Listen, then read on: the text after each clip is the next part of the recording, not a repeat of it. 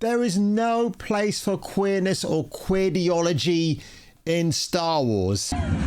Yay, Star Wars! Yes! Here comes Bot. I've never been into black men, but they've certainly been into me, especially when I go cruising with my gay friends on a Friday night. Just when you thought it was safe to turn on Disney Plus, The power of one, the power of two, the power of many. Ahsoka Season 2 will soon be upon you. Should you be looking forward to it? No. Did I like Season 1? Nah, I only watched it for Ray Stevenson before he sadly passed away, and apparently he's being replaced by the dude who played the Mountain from Game of Thrones. So I'll be very curious to see what type of gravitas he brings to this, but honestly, when I saw this news on Reddit, and let me show you, but before I do, if you end up enjoying this video today, and thank you for your birthday wishes from yesterday, please leave a like below, smash that subscribe button if you wanna, and let's get on with today's video. It's Kung Fu Hot Dog!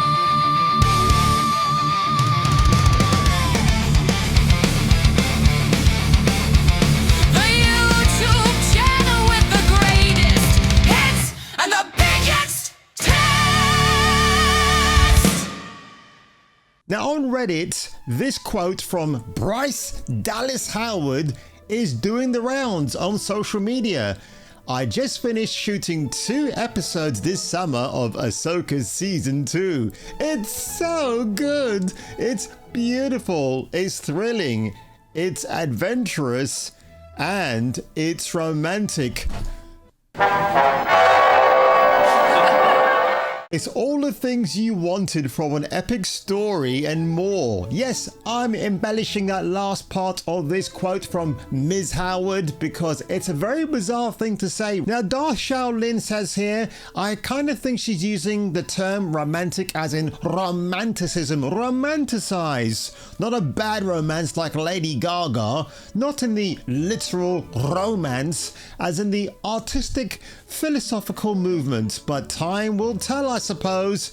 Now, I think that's a very optimistic comment there. Somebody's treading a little bit lightly. This is Bryce Dallas Howard, right? She's following the Order 66 request from Kathleen Kennedy at Lucasfilm to inject this type of nonsense, as in queer romancing, into Star Wars. Because I tell you what, if Kathleen Kennedy doesn't die soon, we can't wait for that to happen, can we? Because again, I just want to write R.I.P., the P standing for piss, when it comes to Kathleen Kennedy. Remember, when George Lucas sold Star Wars to Disney, he had some assurances, or maybe he was trying out the assurances to Bob Iger.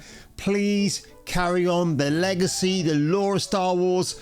Don't leave it behind and do your own thing, because what George was indirectly saying was that you don't have people who know what they're doing with the lore of Star Wars, right? They're not putting the wars into Star Wars, they're putting in same-sex romances, because who gives a shit about that? Ahsoka Season 2 just got a whole lot more exciting from Liz Declan. And I will get back to her in a short while, but yeah, she's one of these insufferable people for Screen Rant.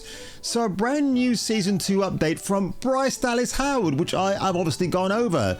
And she's getting very excited because, yeah, 2 episodes of this show that no one has yet seen. And apparently now they're doing the rounds because romance, oh, the romance is there. Oh, the scissoring is all in motion, folks, because why not, right? And again, oh my word, let's just get to the main part of this. Yes. The notion that Ahsoka Season 2 will be romantic in air quotes is surprising because Season 1 didn't really offer many opportunities for romance because it's effing Star Wars. Why do we need to see romance? George Lucas brought that into the prequels and it didn't really work that well. The forced relationship between Princess Amidala and Darth Vader, it just didn't work. Even though the 2 actors had some chemistry, I think they were bogged down by a terrible script from George Lucas. In fact, assuming there aren't any massive character introductions in the new season, there are very few options whatsoever for romance. You can tell there that, oh, as long as there's no new characters, then whoever we've got on this show is going to be them getting it on, and it's going to be two of the same gender, okay? Some might guess that Ezra Bridger and Sabine Wren could strike up a romance, as they had at times seemed to be leaning that way in Star Wars Rebels, but they ultimately had a brother-sister dynamic later in the show. Yeah, the reason is because you can't have a male and female romance in a show, whether it's animated or live action, because that is against the doctrine of Disney. Moreover, in the Ahsoka Season 1 finale, Ezra was back in the main Star Wars galaxy while Sabine was trapped in Peridia. Now the thing is, right, Ezra, if he saw Sabine after all this time and she looks like a dude because she's cut her hair short, because again, clear messaging from Star Wars Disney, you can't have long-haired or shoulder-length haired women in your show who are attractive. You got to strip that away and just leave them looking very, very mannish.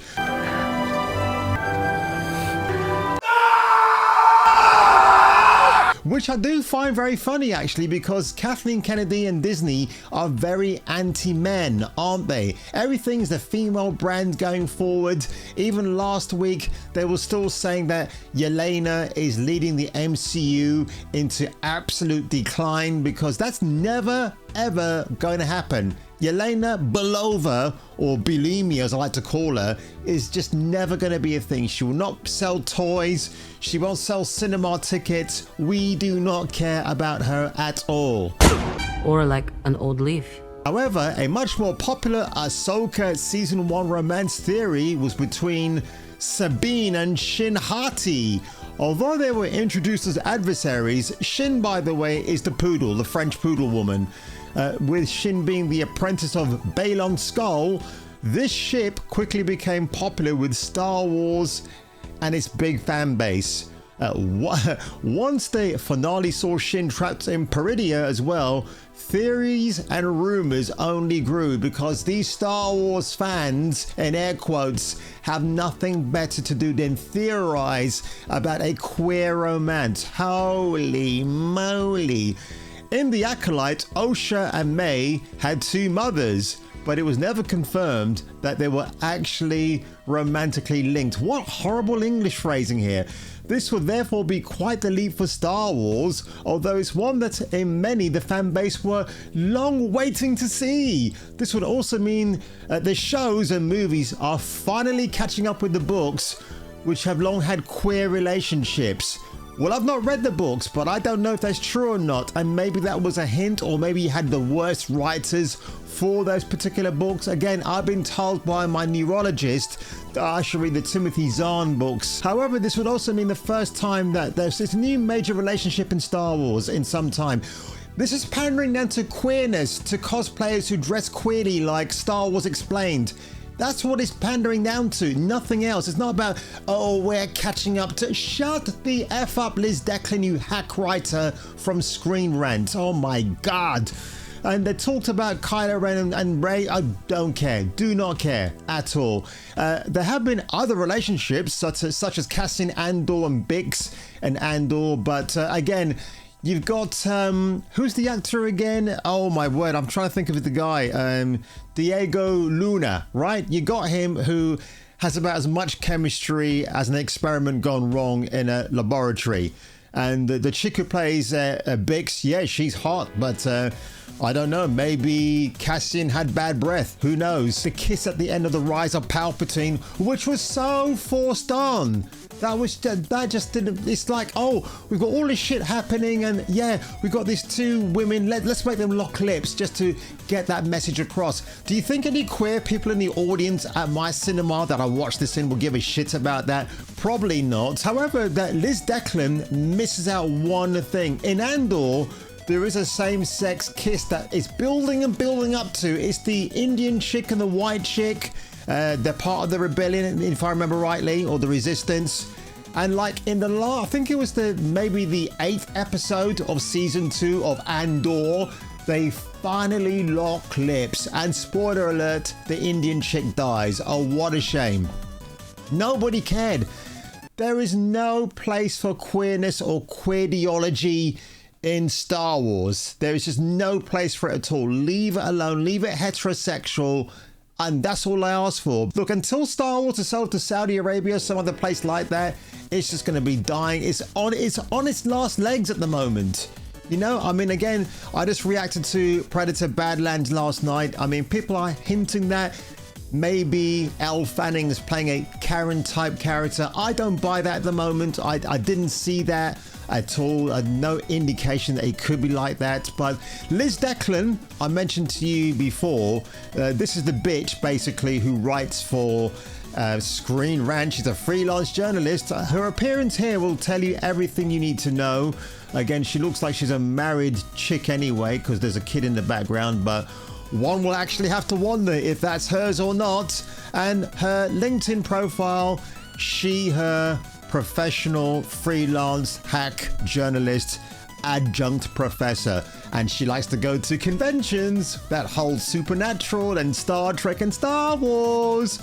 So again, you know, if you're writing for shit mags or online platforms like Screen Rant, you got to have the pronouns right, because you're not going to get hired, and you want to propagandize all these things that are coming forward now. And you know what? I'm so effing fed up with this.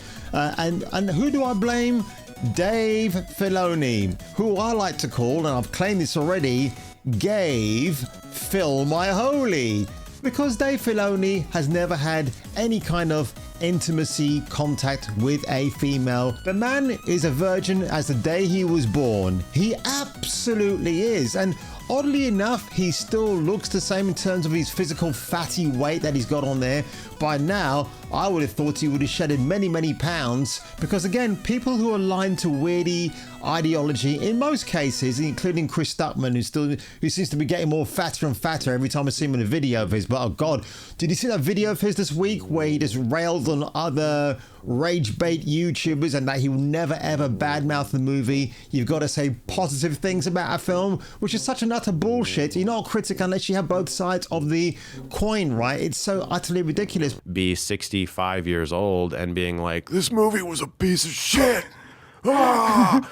And then have some horribly cringe thumbnail. You know, and I realize it's just not. And it was just making me very unhappy. But again, the weird mind hype ideology out there, I always align it to people losing weight, just suddenly getting stupid ideas in their head. And also, again, Gave Phil My Holy has ruined Star Wars. Why did George Lucas take this guy on as an apprentice? Because like even George has said on more than one occasion that Dave Filoni is the only person that he trusts. But Filoni seems to have been hijacked by Disney, Kathleen Kennedy. Maybe somebody's got the goods on him.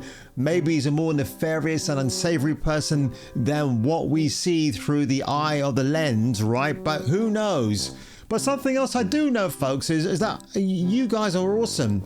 You keep coming back every time I make a new video. And yeah, some videos do better than others. It depends on the subject matter, I suppose. But you know what?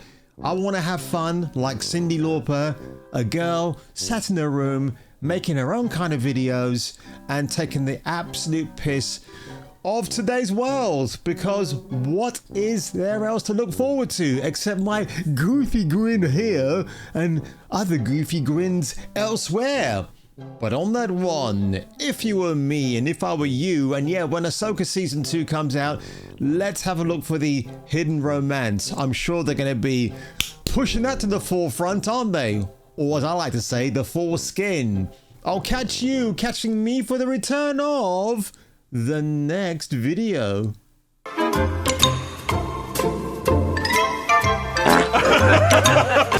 Well, another video done, and if you enjoyed this video, folks, and you might want to look at my back catalogue or rare passage catalogue, either tap on this one here or this card over here.